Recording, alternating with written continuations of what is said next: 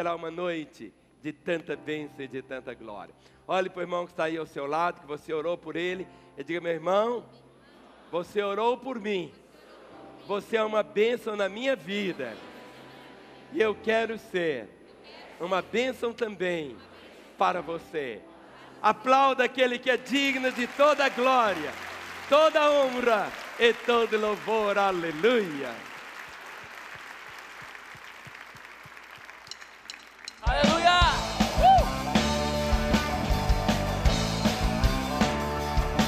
Oh, oh, oh.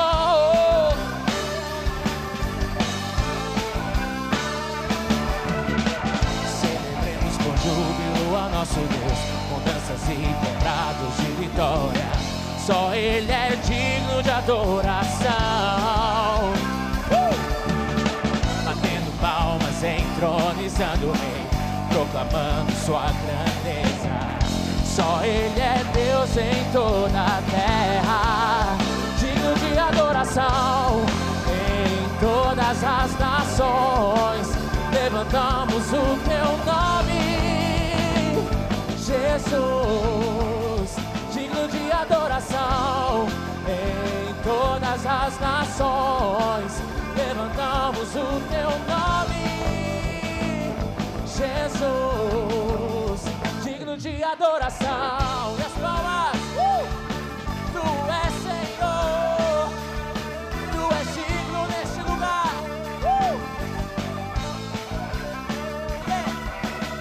Batendo palmas, entronizando, proclamando sua grandeza.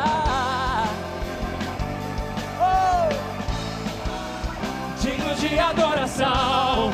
Em todas as nações levantamos o teu nome, Jesus, digno de adoração.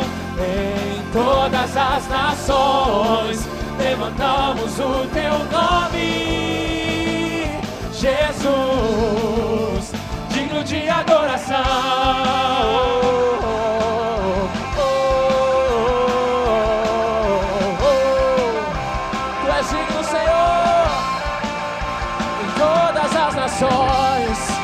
Aqui no Brasil, Tu és o Senhor, aleluia.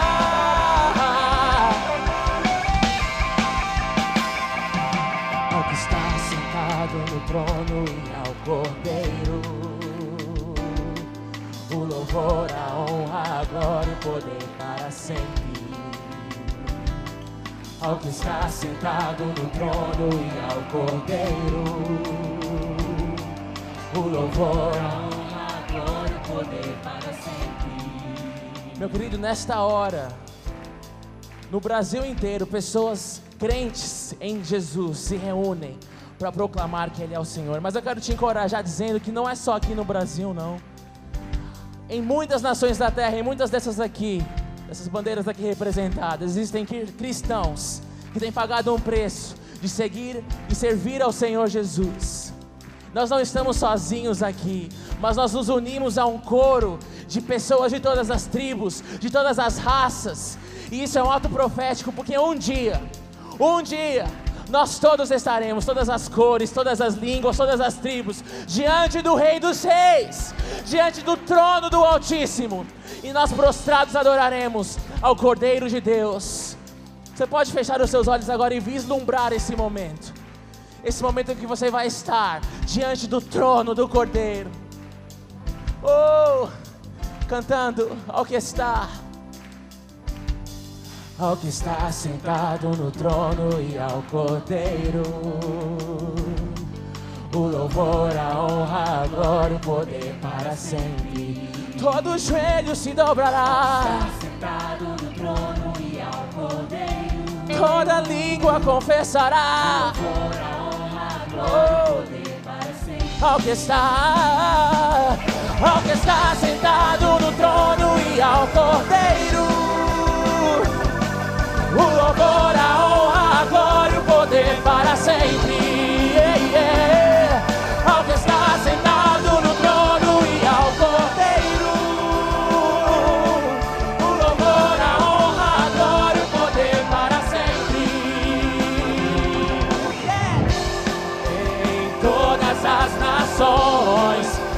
levantamos o teu nome, Jesus, digno de adoração em todas as nações.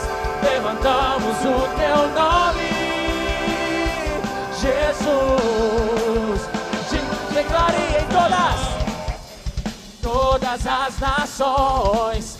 Levantamos o teu nome, levantamos, Jesus, oh, digno de adoração em todas as nações. Levantamos o teu nome, Jesus, digno de adoração em todas as nações. Levantamos Jesus, digno de adoração. Jesus, aplauda mais forte ao Rei que é digno.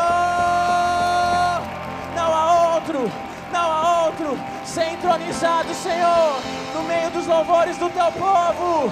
Ser entronizado, Jesus. Aleluia, aleluia. Lucas capítulo 15. Lucas capítulo 15. Jesus ensinava, contando histórias. As parábolas são histórias, mas são histórias que demonstram o nosso coração. Lucas 15, verso 11, continuou. Certo homem tinha 2 filhos. O mais moço deles disse ao pai: Pai, dá-me a parte dos bens que me cabe. E ele lhes repartiu os haveres. Passados não muitos dias, o filho mais moço, ajuntando tudo que era seu, partiu para uma terra distante, e lá dissipou todos os seus bens, vivendo dissolutamente. Depois de ter consumido tudo, sobreveio àquele país uma grande fome, e ele começou a passar necessidade. Então, ele foi e se agregou a um dos cidadãos daquela terra. Este o mandou para os seus campos a guardar porcos. Ali desejava ele fartar-se das alfarrobas que os porcos comiam, mas ninguém lhe dava nada. Então, caindo em si, disse: Quantos trabalhadores de meu pai têm pão com fartura? Eu aqui morro de fome.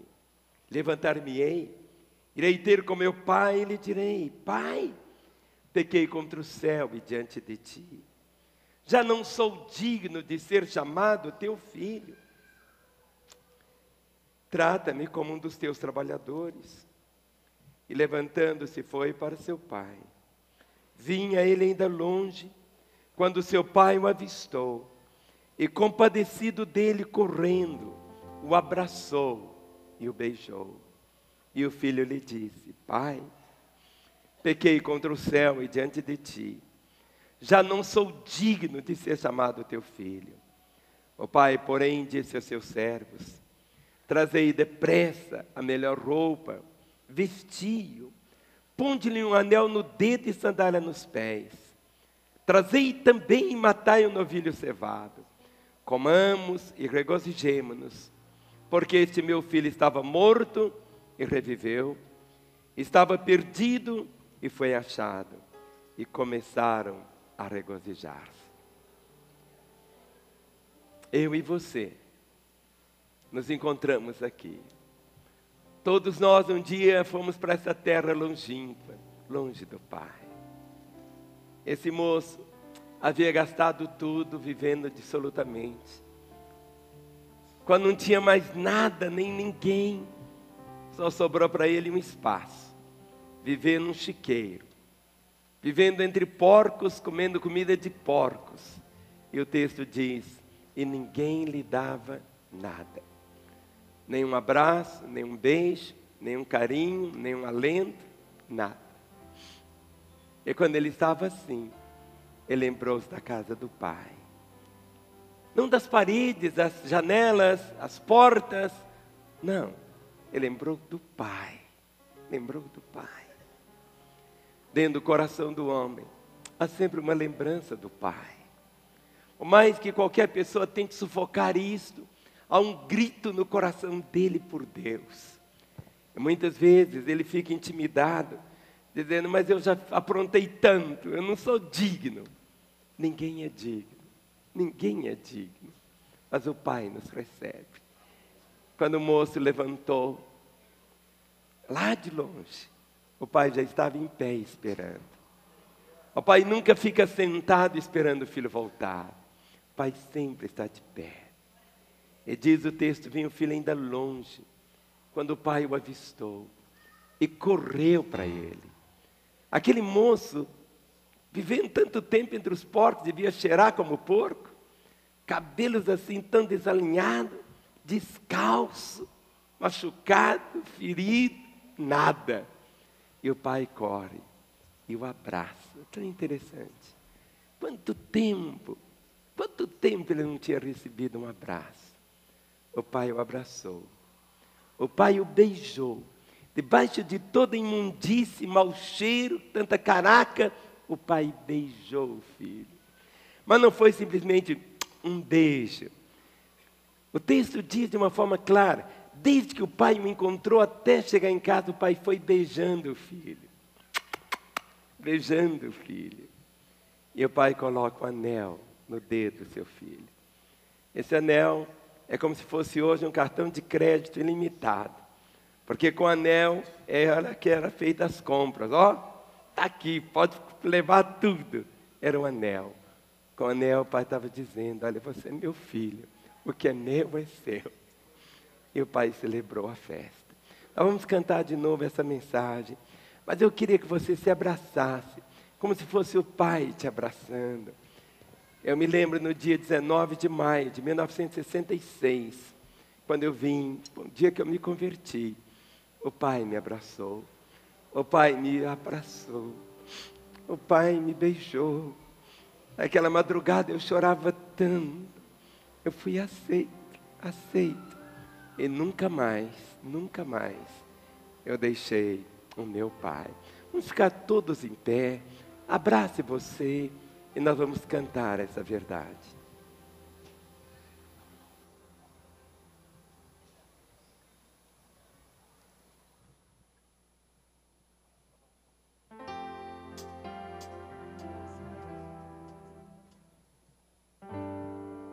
Aleluia, Pai. Ensina-me a sentir teu coração. Jesus, quero ouvir teu respirar, tirar teu fôlego com minha fé e te adorar.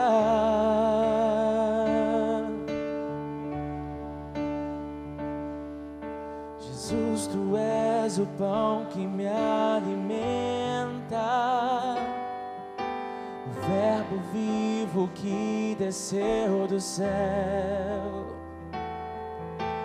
Vem aquecer meu frio coração com teu amor.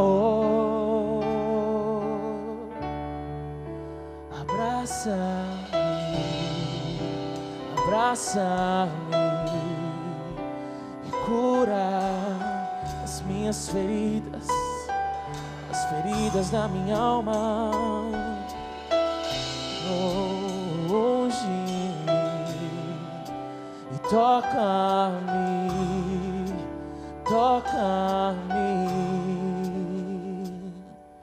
sem iludir teu coração. Jesus, quero ouvir teu respirar, tirar teu fôlego com minha fé e te adorar.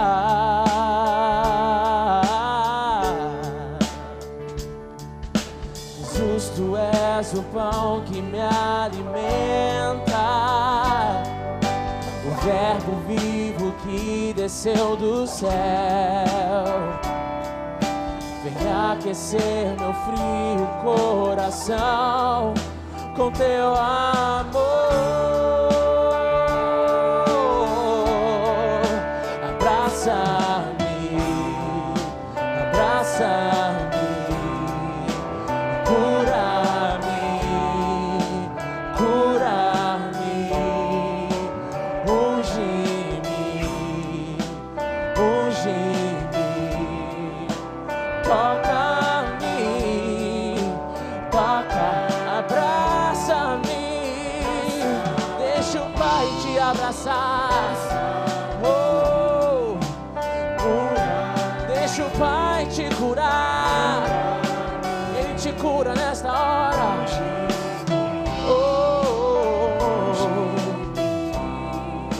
E toca-me.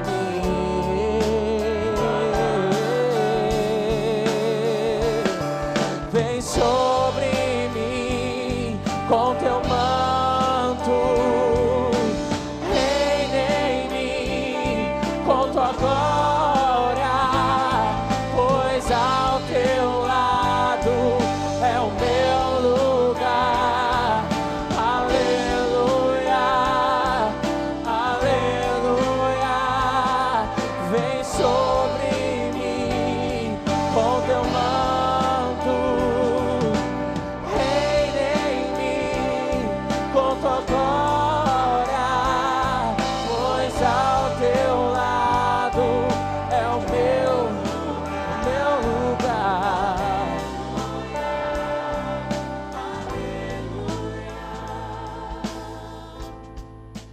Abraça-me, abraça-me, cura-me, cura-me, unge-me, unge-me,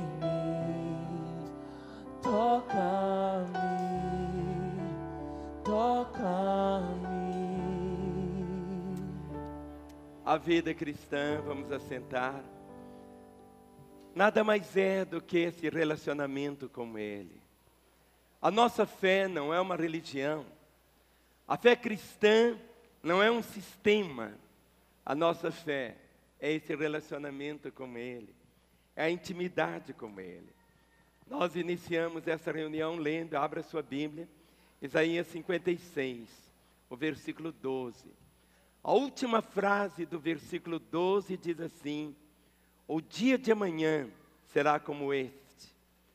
Ou seja, o dia de amanhã será como este, e ainda maior, e mais famoso, mais festivo, mais abençoado. O dia de amanhã será como este. Aquele moço, quando volta para casa, ele podia pensar assim: será que essa festa vai terminar logo? Será que vai durar apenas um dia? Não. A palavra promete e diz: o dia de amanhã será como este, e ainda maior, e mais festivo. Cada dia com Jesus é melhor do que o dia anterior.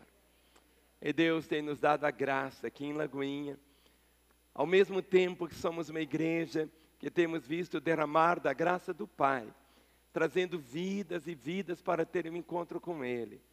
Talvez seja a menor igreja de Belo Horizonte. Tome a sua Bíblia, a bendita palavra do Senhor. Não existe um momento quando nós tomamos a palavra que ela não nos fale. Quando você tem, alguém disse, quando você tem a Bíblia fechada, você tem apenas como se fosse um livro. Mas quando você abre, você ouve Deus. Então, hoje você não vai levantar a Bíblia fechada. Então abra sua Bíblia, abra. Levante bem alto, vamos falar juntos? Esta é a minha Bíblia. Eu sou o que ela diz que eu sou. Eu tenho o que ela diz que eu tenho. Eu posso fazer o que ela diz que eu posso fazer. Hoje eu serei tocado pela palavra de Deus. Eu audaciosamente confesso que a minha mente está alerta, meu coração está receptivo, eu estou pronto para receber a incorruptível, a indestrutível, sempre viva semente da palavra de Deus. Eu nunca mais serei o mesmo.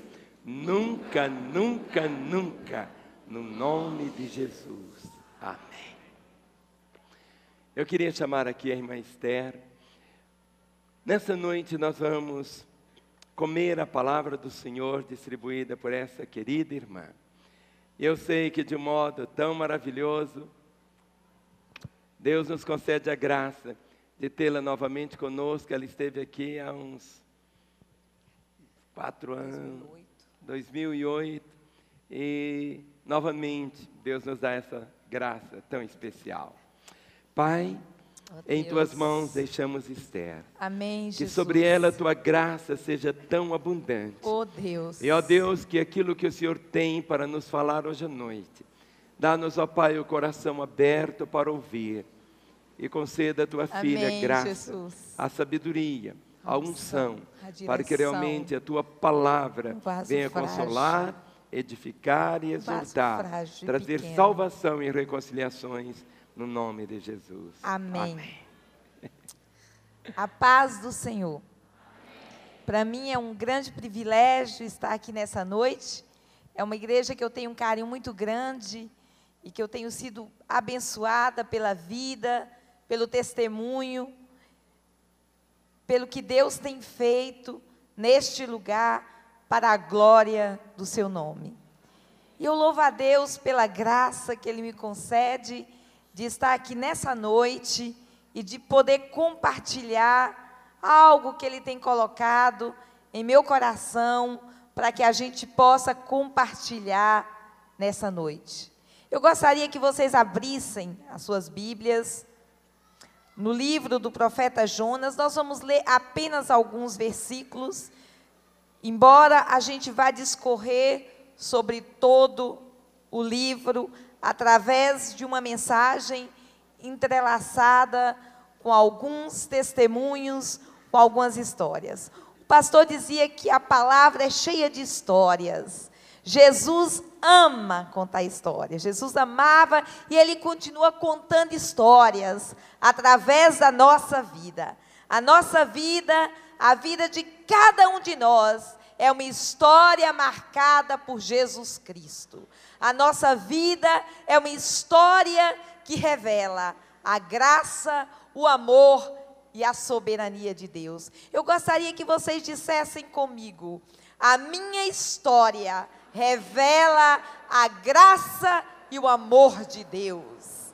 A minha história revela a graça e o amor de Deus. E Ele, somente Ele, será entronizado em nosso meio nessa noite para a sua glória e para que as nações da terra conheçam que Jesus Cristo é Senhor, para a glória de Deus Pai.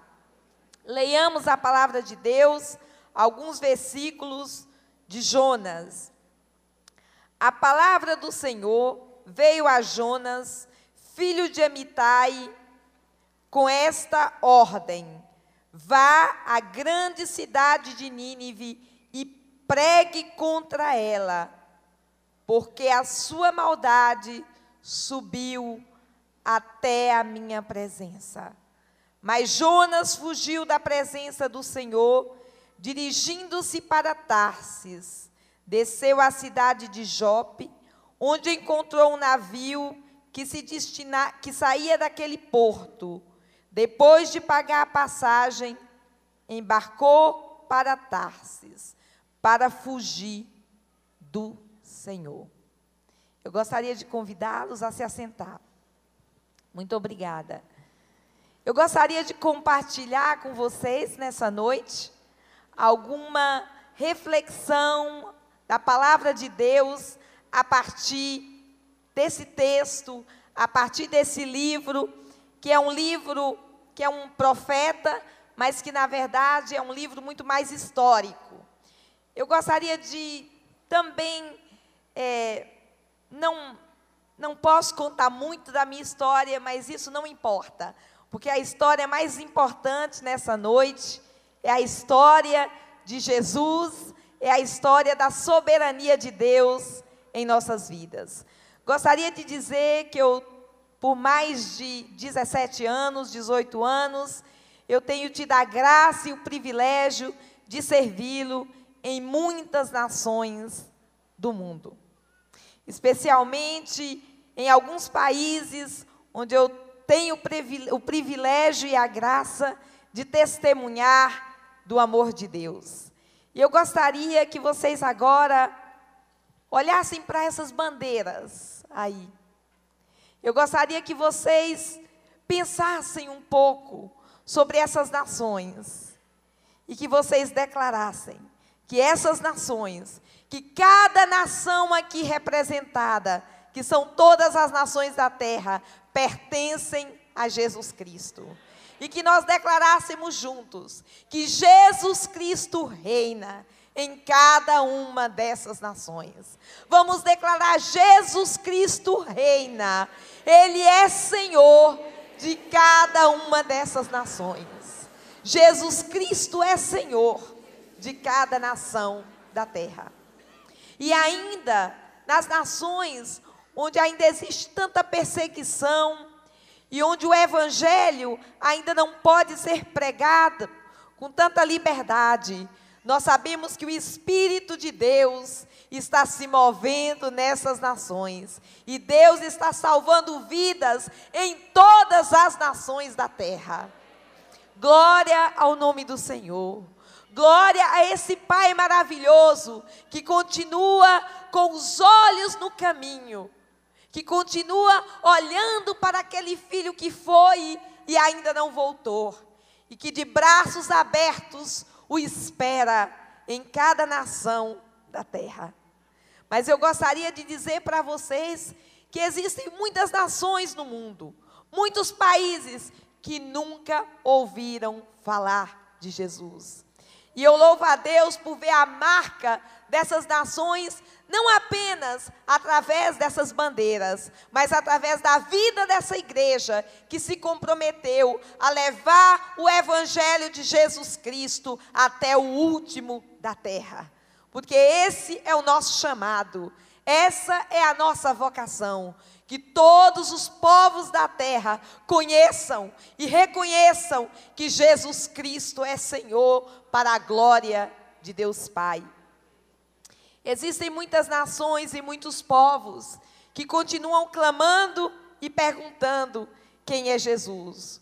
O apóstolo Paulo, ele disse em Romanos 15, que um dia todos terão notícia dele. Hão de ouvi-lo aqueles que nunca ouviram falar dele e terão notícia dele.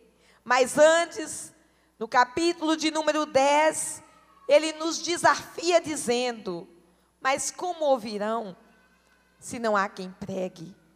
E como pregarão se não forem enviados? Uma experiência que Deus me deu em um dos países que eu cheguei e que eu tinha um desejo muito grande de falar do amor de Deus naquela nação. O meu coração estava impactado, mas eu me confrontava com a minha debilidade, com a minha fragilidade. Estava aprendendo ainda o idioma, estava tentando servir aquela nação na medida que eu pudesse, em muitos projetos nos quais eu estava envolvida. E em um momento, eu conheci uma moça e eu comecei a sentir um carinho muito grande por ela.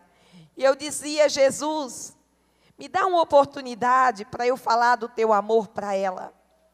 E um dia eu saí de casa decidida em meu coração que eu falaria do amor de Deus para aquela moça. E quando eu cheguei naquele lugar onde nós nos encontrávamos, ela veio correndo e me abraçou. E ela me disse: eu tenho uma coisa importante para te dizer. Ela disse: eu tive um sonho. Eu sonhei que você estava orando por mim. Que eu estava ajoelhada e você tinha as mãos sobre a minha cabeça. E você orava por mim em nome de alguém que se chama Jesus. E ela me perguntou: Quem é Jesus? Jesus já chegou naqueles lugares. Jesus já está naquelas nações. Jesus é Senhor daquelas nações. Jesus reina no meio daquelas nações. Eu frágil, eu sem saber muito, desajeitada em minha fragilidade, onde a graça de Deus encontra morada, onde a graça de Deus se aperfeiçoa.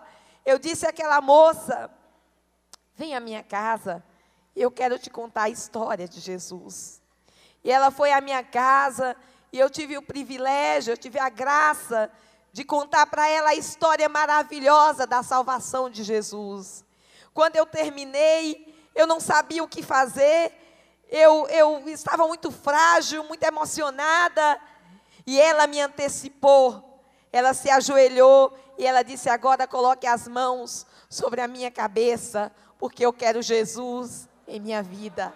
Glória a Deus, louvado seja o nome do nosso Deus, exaltado seja o nome do Deus Altíssimo, que ama as nações da terra, para todos os lugares onde Deus nos leva, para todos os cantos dessa cidade, desse país e do mundo, onde Ele nos leva, Ele já chegou primeiro. Ele já está nesses lugares.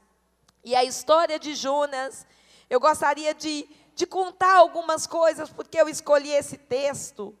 É porque eu gostaria de contar para vocês os medos que muitas vezes faz com que a igreja de Cristo retroceda. Os medos que muitas vezes nos faz fugir do nosso chamado e da nossa vocação. Verdade é que Jonas fora chamado para levar um decreto de maldição. Não foi um decreto de salvação. Na verdade, o contexto dessa palavra é um contexto muito difícil. Aquela nação, Nínive, já havia invadido Israel por mais de 14 vezes. Era considerada uma nação sanguinária. Israel também passava por uma situação complexa sobre o reinado de Jeroboão II, que gerou por 41 anos e era um rei infiel. E Deus chama aquele homem, que era de uma linhagem profética, e ele diz para Jonas ir e levar uma mensagem, que era de destruição. E Jonas foge. Diante da pergunta, quando o mar se revolta, quando a tempestade chega, e aqueles homens o acordam e falam: quem é você? Será porque nos sobreveio tudo isso? Jonas estava fugindo. Jonas estava se perdendo da sua vocação, mas ele ainda encontra e ele reflete a sua identidade. E ele disse: eu sou servo do Deus Todo-Poderoso, Senhor dos céus e da terra.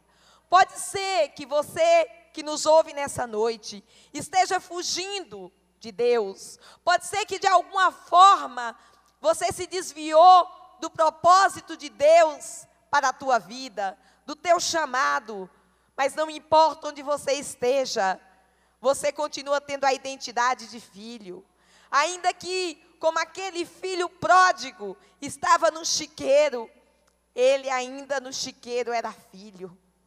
Ainda que Jonas estava naquele barco, fugindo do propósito de Deus, ele ainda era filho. E você que se perdeu dos caminhos e dos propósitos de Deus para a tua vida, a sua identidade, o teu nome é filho de Deus. E eu gostaria que você se apropriasse da identidade que você tem em Cristo Jesus. Esse homem foge, ele se confronta com tantas circunstâncias difíceis e ele acaba chegando à cidade onde ele teria que ir. Ao chegar naquela cidade, o que ele deveria fazer em 3 dias, ele resolve fazer apressadamente em um dia. Eu gostaria de dizer nessa noite que a missão que Deus coloca em nossos corações, que o chamado de Deus para as nossas vidas, muitas vezes não acontece de uma forma repentina. Deus trata com os nossos corações. E muitas vezes nós queremos fazer tudo muito rápido. Nós vivemos em uma sociedade imediatista, onde tudo precisa acontecer rápido. Mas Deus quer trabalhar em nossas vidas. Deus quer transformar os nossos corações. Ele quer fazer um milagre em nossas vidas nessa noite, para a glória do seu nome. E Ele nos chama, todos que nos distanciamos da nossa identidade, que muitas vezes desfiguramos a nossa identidade. Ele nos chama para voltar para casa, para receber o abraço de pai, o abraço esperado, acalentado por aqueles olhos no caminho do Pai, que nos espera a todos para nos abraçar e para celebrar conosco. A palavra de Deus nos convoca para que nós possamos anunciar e ser testemunha do Senhor em todas as nações da terra. Eu tive o privilégio, a graça de testemunhar do Senhor em muitas nações. E eu sempre digo que isso é graça, porque nós temos esse tesouro em vasos de barro. A excelência é de Deus. Sou uma pessoa muito frágil, venho de uma família muito modesta, do interior da Bahia. Fui muito perseguida no início da minha fé, no seio da minha própria família. Deus salvou a minha família, Deus trouxe a minha família e Deus nos chamou para que nós fôssemos testemunhas dele e do seu amor em algumas nações da terra. Algumas delas onde a igreja se chama perseguida e onde os cristãos se chamam muitas vezes isolados ou vivem uma vida muito difícil, sem poder expressar a sua fé da mesma forma que nós fazemos aqui no Brasil. Hoje nós cantamos, nós dançamos e nós dissemos que nós somos livres. E eu gostaria de dizer nessa noite que a igreja perseguida, apesar de ser uma igreja perseguida, é uma igreja livre. Porque a igreja de Jesus Cristo, ela é livre. Nem as portas do inferno prevalecerão contra a igreja de Jesus Cristo. E lá onde Jesus plantou a sua igreja, nenhuma perseguição, nenhum demônio, nenhuma estratégia política, econômica ou satânica pode derrubar ou pode ir contra a igreja de Jesus Cristo, porque a igreja é de Jesus e porque Jesus é Senhor da sua igreja. Deus continua fazendo milagres maravilhosos nessas nações. Uma moça ouviu falar de Jesus e ela tinha muita dúvida. E ela se perguntava, será ele mesmo que morreu na cruz por mim? E ela dizia, tudo isso é contrário ao que eu aprendi.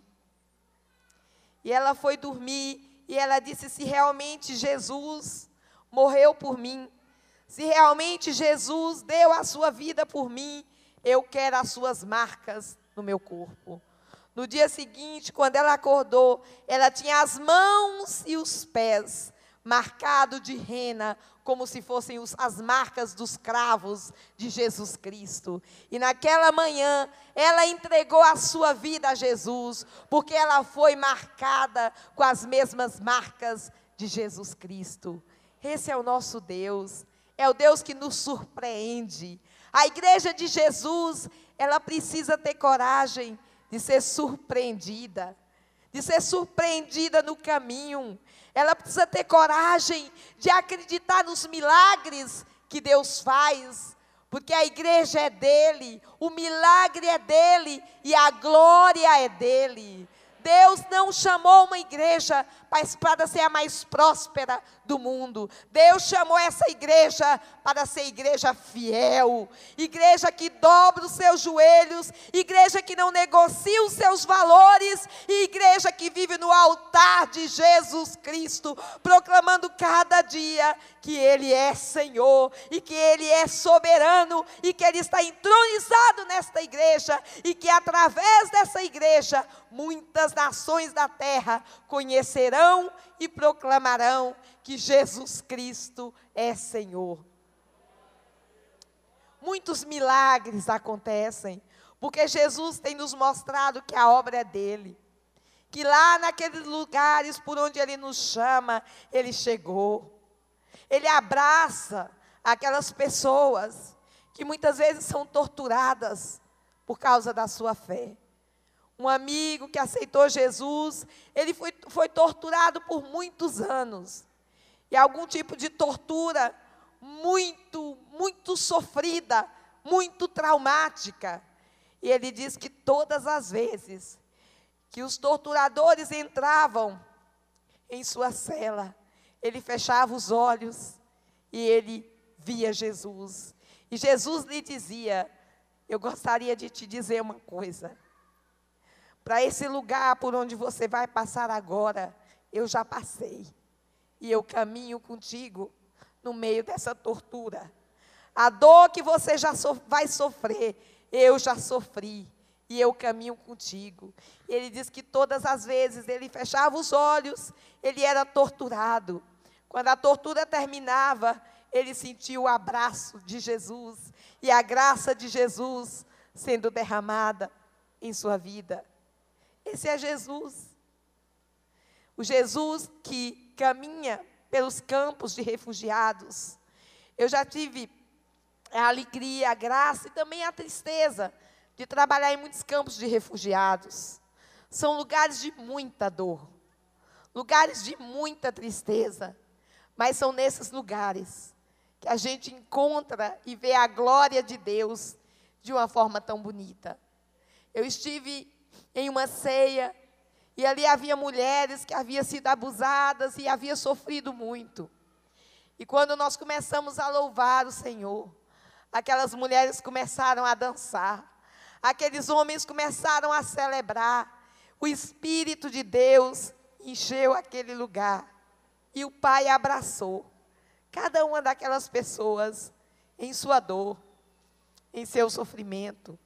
Deus estava restaurando aquelas pessoas, porque foi para isso que Ele morreu na cruz, para nos reconciliar com o Pai.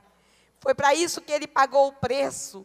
Jesus já pagou o preço maior já foi pago por Ele. E hoje, Ele dá à sua igreja, Ele dá ao seu povo o privilégio maravilhoso de contar a história maravilhosa da sua salvação. Muitas vezes, como Jonas, nós nos esquecemos da graça de Deus. Nós nos esquecemos do amor de Deus. A igreja de Deus é chamada para ser adoradora. A igreja de Deus é chamada para servir. A igreja de Deus é chamada para anunciar que Jesus é Senhor. Jonas havia levado uma mensagem de condenação, mas essa mensagem não se cumpriu, porque Deus é misericordioso e compassivo. E no momento que aquele povo se arrependeu, Deus também mudou o seu coração. E Ele perdoou o pecado daquele povo. E agora parece ser que o povo se converte e o profeta se desvia. Enquanto o povo rasga as suas roupas, declara um jejum, Jonas começa a brigar com Deus e falar que Deus é muito bom e muito compassivo e não cumpriu o que Ele havia decretado para aquele povo. Quantos de nós temos perdido a graça no caminho? Quantos de nós temos perdido o amor no caminho? Quantos de nós temos perdido a ternura no caminho. Do que adianta ganhar o mundo inteiro e perder a alma? Ou do que adianta condenar o mundo? Jonas vivia agora um conflito. O conflito de se deparar com a grandeza da graça de Deus.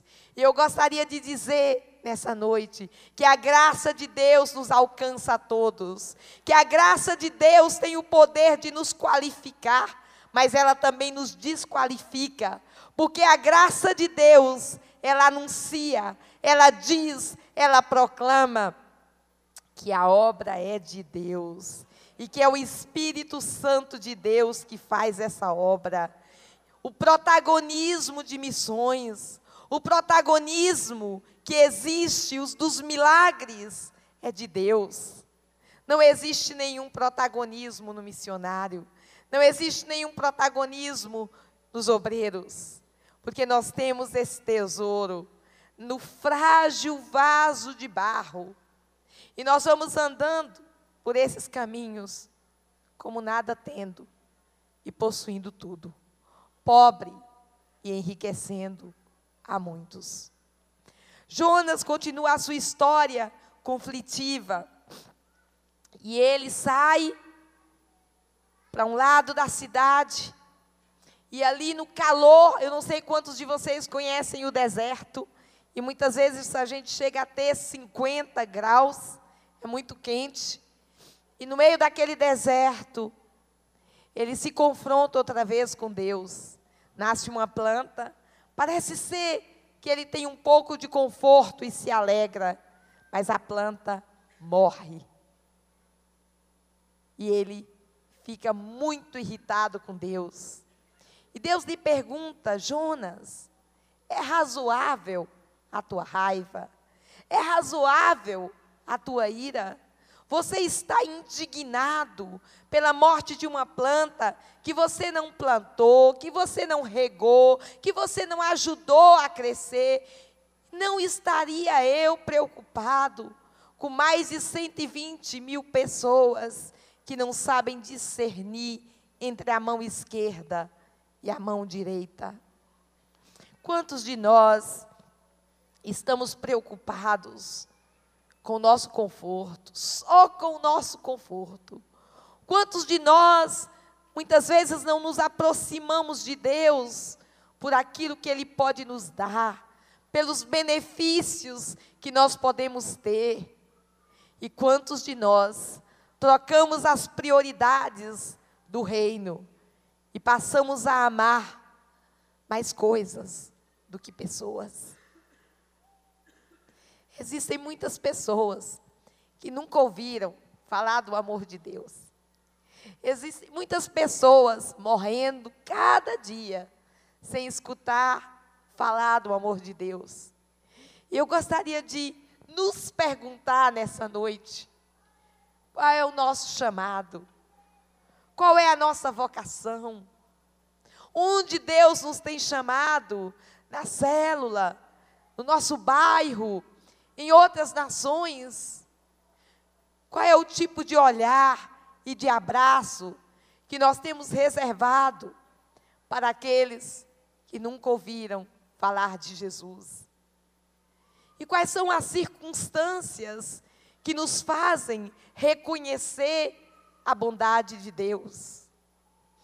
Eu estive em um país que a igreja havia acabado de ser bombardeada e muitos cristãos haviam perdido a sua vida. Aquela igreja tinha cheiro de morte naquele dia. Muitos corpos foram despedaçados e havia muita dor. E nós saímos dali para visitar uma escola. Aquela escola também havia sido afetada pela morte daqueles irmãos. E eu estava um pouco desorientada diante daquela dor. E eu cheguei naquela escola, havia uma menina com o corpo todo, ela estava com o corpo todo enfaixado. Ela não foi afetada pela bomba, mas ela tinha um problema de saúde, uma paralisia. ela foi operada, e a médica disse que provavelmente ela sentia muita dor. E no meio da dor daquela nação, no meio do sofrimento daquela igreja, no meio da tristeza daquelas pessoas, eu me aproximei daquela menina, e ela tinha um sorriso muito grande. E ela me deu um abraço. E eu perguntei para ela, por que você está sorrindo tanto? E você está tão feliz? E ela me disse, porque Deus é bom. Deus é bom. Em todas as circunstâncias da nossa vida, Deus é bom. No meio da tristeza, muitas vezes, no meio das perdas, no meio da solidão, no meio do sofrimento, Deus é bom. Essa é a natureza do nosso Deus. Essa é a natureza de Jesus Cristo. É o seu coração de pai. É o seu coração que espera o filho. E quando aquela moça me disse, Deus é bom, eu tive muita vergonha. Porque eu pensei na minha situação, talvez de muito mais conforto, muito mais protegida do que ela. Eu ainda não havia sentido essa profundidade da bondade de Deus no meio daquela dor e no meio daquele sofrimento. Mas eu gostaria de dizer que no meio da tua dor, no meio do teu sofrimento, Deus é bom. E Ele reina, e Ele continua de braços abertos, te esperando. Gostaria de convidá-los para olhar para essas nações, para lançar um olhar para esses povos. O apóstolo Paulo diz que nós temos uma dívida com os que nunca ouviram falar de Jesus. Nós somos devedores àqueles que ainda não tiveram o mesmo privilégio que nós temos. Nós temos uma dívida com essas nações. E muitas vezes nós nos perguntamos, mas não é perigoso ir? Mas não é arriscado ir? Eu gostaria de dizer para vocês nessa noite, que o maior risco que a igreja brasileira sofre, o maior risco que nós sofremos, não é de nos expor e de ir, mas é de ser indiferente. Esse é o nosso maior risco. O maior perigo que nós podemos sofrer é o perigo de não olharmos para aqueles que nunca ouviram falar de Jesus. Esse é o nosso grande perigo. Essa é a nossa grande tentação. E na verdade, quando Deus chama, Ele vai primeiro. Ele chega primeiro. E Ele vai abrindo as portas. Deus já chegou nessas nações. Uma amiga havia ouvido falar muito de Jesus, mas ela achava que Jesus era coisa do Ocidente. E ela tinha um temor muito grande de entregar a sua vida a Jesus, por achar que era um Jesus distante, um Jesus que não se aproximava da sua dor e nem da sua história. Ela foi para casa, depois de uma conversa longa, de uma oração, e naquela noite ela teve um sonho. Ela sonhou que ela estava chegando no portão da sua casa, e ela viu um homem parado, um homem com cara de uma pessoa daquele país, vestido aparentemente como uma pessoa daquele país. E ela disse que o olhar daquele homem era tão amoroso e tão compassivo e tão terno, que ela teve que voltar. E ela olhou para ele e perguntou, quem é você? E ele disse, eu sou Jesus. E ela lhe disse, o que é que o Senhor está fazendo aqui? Ele disse, eu moro aqui. E ela disse, Jesus, se o Senhor mora no meu bairro, se o Senhor visita a porta da minha casa, eu gostaria de convidá-lo para morar no meu coração.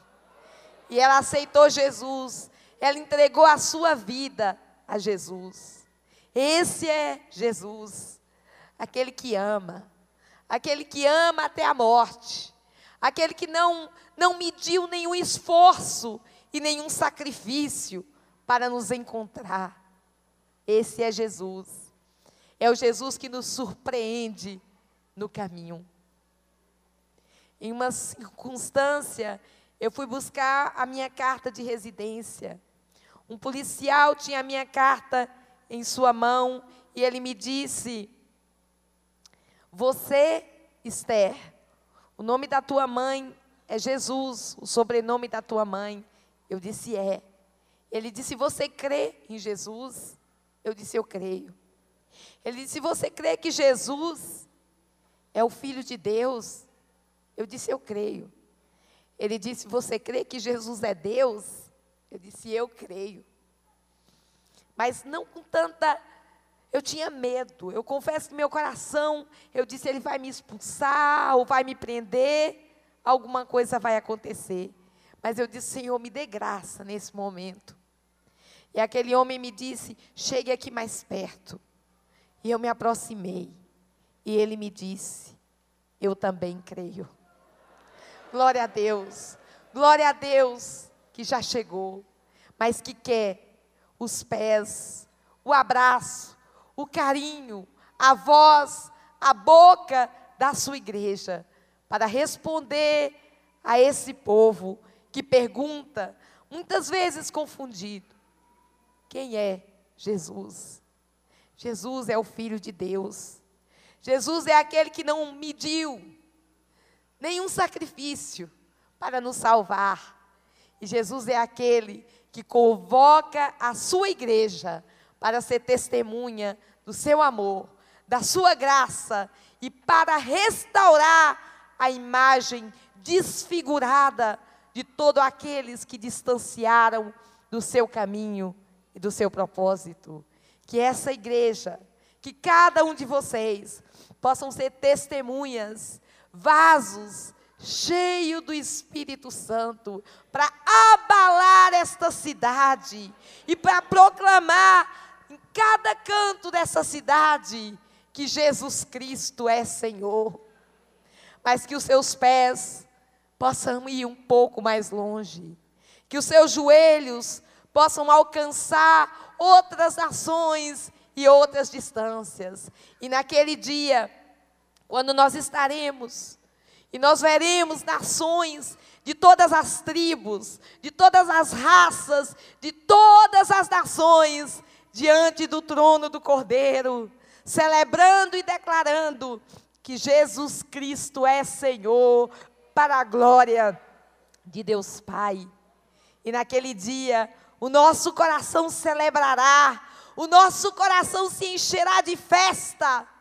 E queira Deus que nós não tenhamos do que nos envergonhar, seremos fiéis em nossa vocação e no chamado de Deus para cada um de nós, o chamado que Deus tem para cada um de nós. Que Deus abençoe essa igreja, que essa igreja seja um farol levantado, que essa igreja seja joelhos dobrados, que essa igreja seja a boca de Deus, o coração de Deus, que essa igreja quebre barreiras e que essa igreja seja levada pelos lugares, para onde Deus a chamou. Porque Deus disse: eu irei adiante de vós, aplanarei os montes, quebrarei as portas de bronze, os ferrolhos, as trancas de ferro, e vos darei as riquezas escondidas das trevas, porque eu sou o Senhor. A maior riqueza que Deus quer dar à sua igreja são vidas restauradas. Esse é o legado da igreja, essa é a nossa herança em Cristo Jesus, é ver pessoas de todas as tribos, de todas as raças, de todas as nações, diante do trono do Cordeiro, proclamando que Ele é Senhor.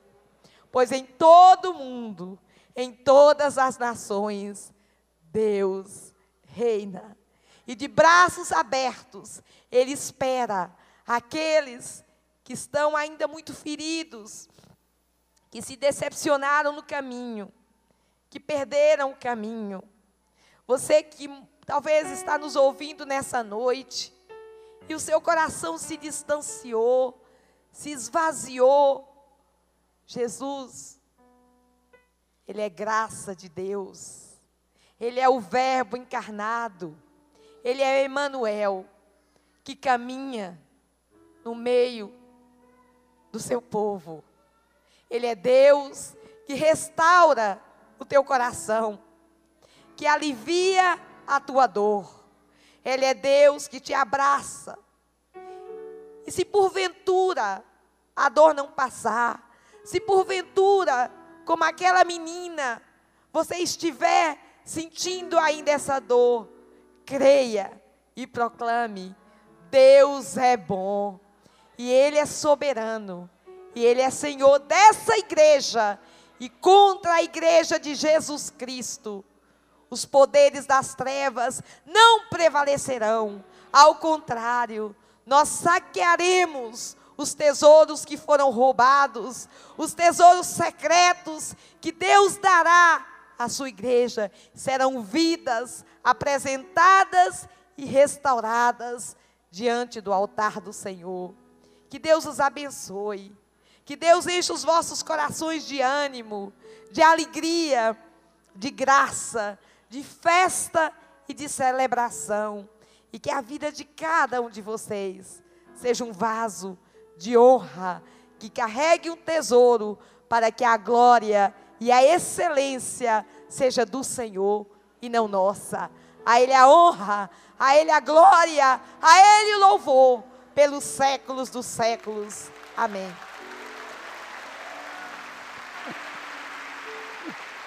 Amém.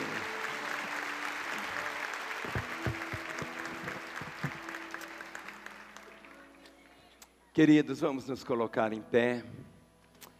Dê a mão ao irmão que está aí ao seu lado.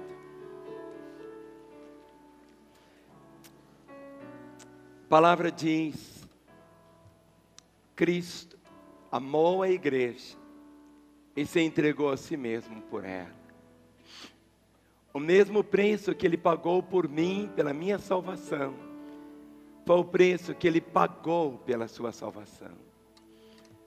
Essas bandeiras que estão aqui, elas não enfeitam o tempo, elas nos desafiam cada dia, cada dia.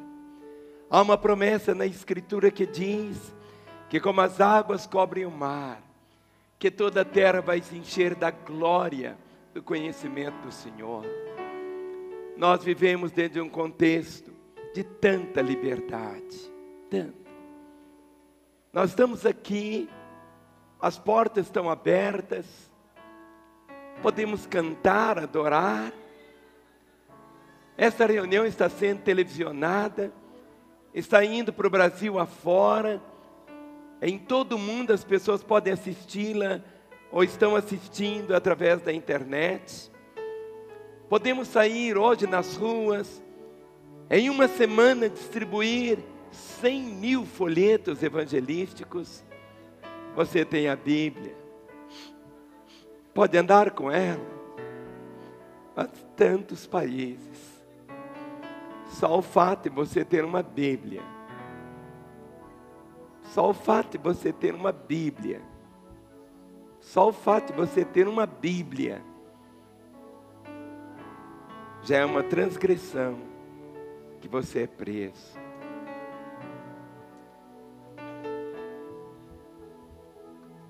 As estatísticas dizem que existem hoje mais mártires do que no início da igreja. Tanto ódio. Jesus Cristo disse que o mundo odiaria. Mas a palavra diz que nós temos que levar o Senhor. Levar. Eu vejo o propósito que Deus tem para a igreja brasileira. O sonho de Deus aqui em Lagoinha. Você veio para uma igreja que tem um compromisso. E o nosso compromisso é chegar até os confins da terra. Tem muitas pessoas que têm uma compreensão de que querem viver apenas assim, Aí eu quero ganhar 8 caminhões, 19 apartamentos, quero ter 5 aviões. A nossa visão é diferente. Se você puder ter isso aqui, pode ter, querido. Mas nós queremos apenas cumprir o mandato do Senhor. Queremos ver cada membro tão comprometido, tão envolvido. Hoje tem pessoas que acham que a igreja é aquilo assim, ele faz comparações, ou seja, ele quer ficar onde ele tem mais suavidade. Mas aqui em Lagoinha não é para você ficar suave, querido. É lugar de você ser aqui desafiado. A igreja não é o ponto de chegada, é o ponto de partida. Daqui nós queremos chegar aos confins da terra, anunciando, proclamando, vivendo. No momento que você veio para Jesus, tudo mudou. No dia 19 de maio de 66, naquele dia quando Jesus entrou na minha vida, tudo mudou. Tudo mudou. Eu prego o Evangelho, não é porque eu aprendi a pregar. Eu prego para contar aquilo que Ele fez em mim. E eu creio que aquilo que Ele fez em minha vida, Ele pode fazer na vida de qualquer pessoa. Pode tomar lares estraçalhados e restaurar. Pode tomar corpos enfermos e trazer a saúde. Pode tomar pessoas endemoniadas e vê-las libertas. Podemos ver pessoas escravizadas pelas drogas sendo totalmente libertas, porque isso é o Evangelho. Levante a mão do seu irmão. Sabe, você vai levantá-la como de um vencedor.